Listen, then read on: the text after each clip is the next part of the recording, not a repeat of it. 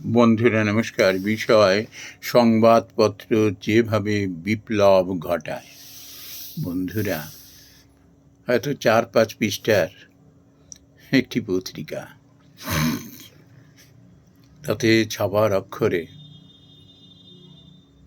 যে জিনিস লেখা থাকে সেগুলো সময়ের পরিপ্রেক্ষিতে বিপ্লব ঘটিয়ে দেয়।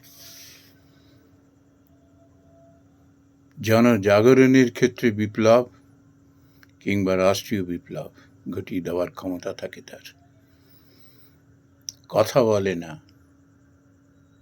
কিন্তু মানুষকে হৃদয়কে কথা বলিয়ে ছাড়ে, এত শক্তি তার। আমরা ইতিহাস খুঁজলেই তার পরিচয় পাই। বন্ধুরা, সংবাদপত্রের এই বিপ্লব ঘটানোর মতো শক্তি কোথা থেকে আসে? তার কারণ হল সংবাদপত্র নিরপেক্ষ এবং সত্যনিষ্ঠ।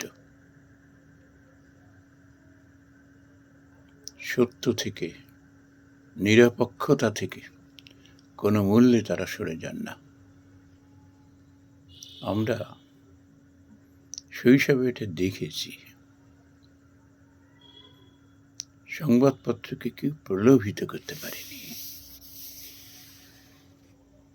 দলীয় মুখপত্রের মতো কাজ করতো না। এর সব থেকে অবদান হলো যেটি, যে কেবলমাত্র যে রাষ্ট্রনায়ক তাদের যে বুদ্ধির বিকাশ ঘটিয়েছে তা নয়, সাধারণ মানুষের মধ্যেও একটা জনচেতনার তারা কালের পরিপ্রেক্ষিতে এনেছে। বন্ধুরা, একটা সময় আমরা দেখেছি রাষ্ট্রনায়ক কিংবা নেতা নেত্রীরা যেমন তারা শিক্ষিত ছিল, বিচক্ষণ ছিল, যোগ্য মানুষ ছিল, বিজ্ঞ মানুষ ছিলেন, তেমনি তারা এই সংবাদপত্রটিকে না তারা জীবনের মস্ত অঙ্গ হিসেবে তারা গ্রহণ করতেন। তার কারণ কি? এটি ছিল সমাজের দৃষ্টি। সংবাদপত্রে সেই দৃষ্টি দিয়ে মানুষকে তারা পড়তেন, সমাজকে তারা পড়তেন, জানতেন, নিজেরা শিক্ষা নিতেন, অভিজ্ঞ হতেন এবং নিজেদের শুধরে নিতেন। আমরা তো দেখেছি, এই বেশি দিনের কথা নয়, একটা সম্পাদকীয় নেতা নেত্রীর রাতে ঘুম কেড়ে নিয়েছে। সত্তা পাল্টে গেছে। রাতারাতি মানুষ একত্রিত হয়ে উঠে গেছে সেই ভুল ভ্রান্তির বিরুদ্ধে। বন্ধুরা, এর কারণ কি? সংবাদপত্রকে তারা অত্যন্ত উচ্চ আসনে তারা বসিয়েছেন। তার কারণ কি?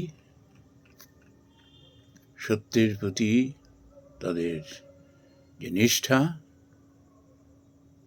এবং নিরপেক্ষতা, তাদের উদ্দেশ্যই হল দেশ এবং দশের প্রতি সেবা। যারা ছিলেন, এখনো আছেন, কত বিচক্ষণ মানুষ হলে পরে ওই সংবাদপত্রে সম্পাদকের কিংবা সংবাদদাতা কিংবা সাংবাদিকের কাজ করতে পারেন। কত বিচক্ষণ হলে, কত নিরপেক্ষ হতে হয় তাদের, সত্যের প্রতি তাদের কত দায়বদ্ধতা থাকে। এরই কারণে তারা যেমন সাধারণ মানুষের মন জয় করেছে, সেমনি কত শত রাষ্ট্রনায়ক, নেতা নেত্রী মন্ত্রী, আমলা, এদেরও মন জয় করেছে। তার কারণ কি? তারা এই সংবাদপত্রের মাধ্যমেই নিজের ভুল ভ্রান্তিগুলো বুঝতে পেরেছেন, নিজেদের শুধরে নিয়েছেন। সংবাদপত্র তখন তো একটা নিয়মই ছিল দপ্তরে দপ্তরে, যে কার কি অসুবিধা, কোথায় কি ভুলভ্রান্তি আমাদের হয়ে যাচ্ছে, কোথায় নেতা নেত্রীরা, অজ্ঞ মানুষেরা ভুল করে ফেলছে, সেগুলোর প্রতি নজর রাখো এই সংবাদপত্রের মাধ্যমে। তারপর ব্যবস্থা নাও, ইমিডিয়েটলি ডু ইট নাও।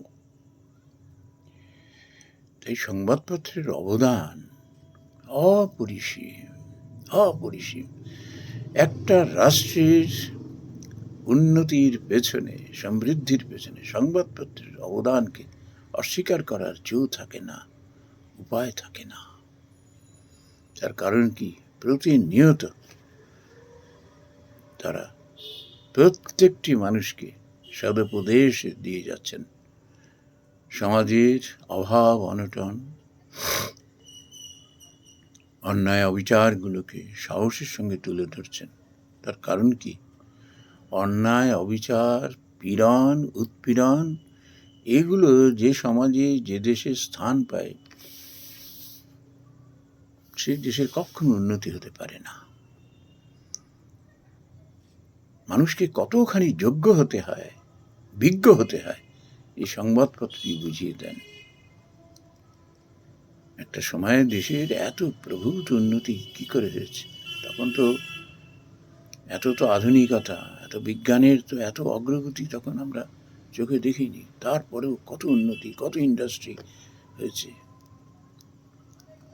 ছেলেমেয়েরা বেকার বসে থাকতো না, শিক্ষিত ছেলেমেয়েদের তো প্রশ্নই উঠছে না।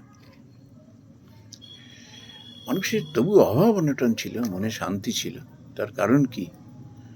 সংবাদপত্র ছেড়ে কথা বলতো না। আর একটা ছিল যে তখনকার যারা নেতা নেত্রী ছিলেন, যারা বা মন্ত্রী, তারা সংবাদপত্রটিকে তারা পড়তেন, জানতেন এবং শুনতেন।